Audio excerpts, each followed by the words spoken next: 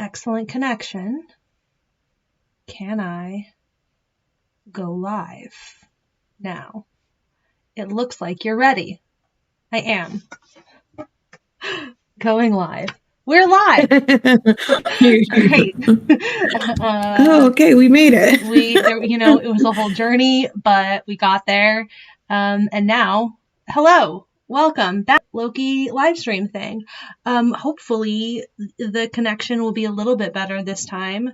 I apologize for that last time, but also maybe it will take us many weeks before we do a good, because that's us. Anyway, so today we are talking about Loki episode 3, Lamentis. The episode starts with C20, the agent who was kidnapped and found in episode 2, and Lady Loki, whose name we learn later in the episode is Sylvie, and so I'm going to start calling her that now because I don't want to keep saying Lady. They are hanging on the bar. Transition over to... She's Sylvie now. Great, I accept.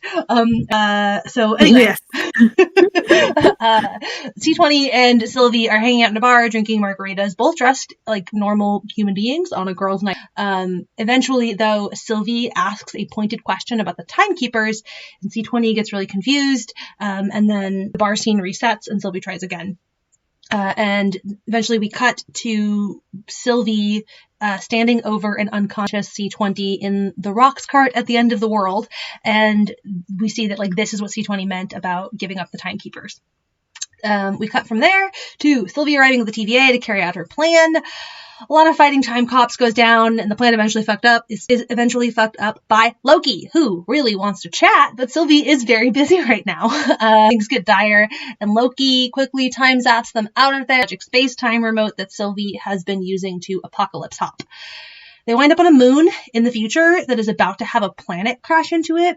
Sylvia says it's the worst apocalypse that she's got saved on there, and I don't know, maybe she should have deleted that one, I guess. That one, maybe just clear that setting Flag out. it at least. Yeah. Anyway, they fight a bunch and they reach an uneasy truce because Loki has a little time remote and he hid it. So she needs him and he needs her because, of course, the battery is dead and she's the only one who knows how to recharge it. The rest of the episode is basically this frenemy road to a train that is headed to a shuttle that is meant to take people off of the planet, and that's Sylvia's best bet for a power source for the time remote. Loki talks a lot trying to get her to open up, and we don't learn a ton about her, but we do learn that she has no memory of her mother and that she's been running from the TVA her whole life. So this is, our first clue into her background. We also learn the most important thing in the episode, which is that Loki is now cinematic universe canonically bisexual, the first actually canonically queer person. Go fuck yourselves, Russo brothers. Anyway, this is really the rest of the episode. Nothing else mattered to me. I'm going to be honest with you. I'm just going to tell you right now. That moment is really the only thing that I care about in this episode. Anyway, Loki gets really drunk and makes us off the train, breaking a little time remote in the process. The new plan is to keep apparently kicked off the train real close to their destination, and they make it in order to make it onto the shuttle. Sylvie says that in this apocalypse, but they are very powerful, the two of them, so they're gonna go make that happen. That's their plan. On their way to the shuttle, we ops are not, as Mobius told Loki, created by the TVA. They are actually all variants that the TVA has brainwashed into being time cops. If there's any doubt that the TVA is definitely the bad guy here. Yep. We really cemented that. Loki and Sylvie fight their way to the shuttle, and we get this very technicolor moon, laser tag. It looks like a laser tag, place. But anyway, they fight their way to the shuttle, but the episode ends with the shuttle blowing up. Dun dun dun. That's it. Okay. That's it. You did it. Okay. I guess I get to ask the question because you just did the recap. Yeah. And then I will answer first, but we'll start where we always start. And that is did you like it? So if you tuned in last time, I was very I said I liked it, but then like thinking back, I was like, I wasn't very positive about that. So didn't like it. I did like it. I just didn't love it. So I sent the episode explaining why I didn't love it. It's different. So this episode, I was like determined to kind of reframe the way that I was watching the episode. And there was something that you said that I like was like at the forefront, and it was something along the lines of like Loki having bad plans and Loki like never really thinking through what he was going to do and just having like the one big thought of like must rule, but never going anywhere from there. So I said, Mightiness, this is a show about a bad plan man. Ha ha. Bad plans. Ha ha ha ha. Like watch it that way. And I tried to reframe it in that kind of light. And, a show about a bad plan man. I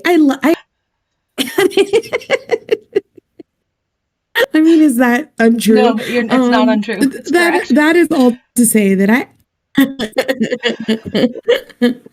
that's all to say that I did enjoy this. I'm enjoying this fine. I'm not loving it still, but I think again it is still better than Falcon and the Winter Soldier. It's not as good as WandaVision. Mm-hmm. It is fine. Mm-hmm. It is good, I will say. I think this one was originally supposed to be first, and I would be curious to see how I would feel about this if I weren't constantly comparing it to WandaVision. Like I think. Mm-hmm. Because I don't know, like I like it in general. So I in general like the show. I liked this episode. And like I said, we got canonically bisexual. So like that, I'm gonna be perfectly honest, that like did a lot for me personally in terms of my feelings about this episode. So, but independent of that.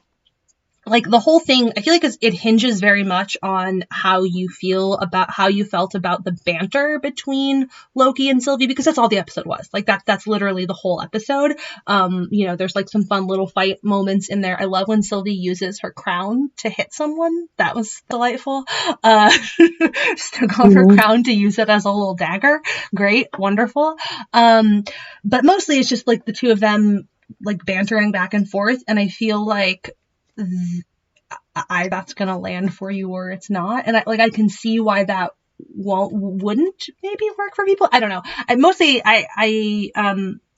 My friend Nick did not enjoy this episode, and we only like haven't seen it yet, and so I spent a lot of time like trying to figure out what he didn't like about it, and that's my bad chore. But I generally really liked the episode, so yes is my answer to that question. That got away from me.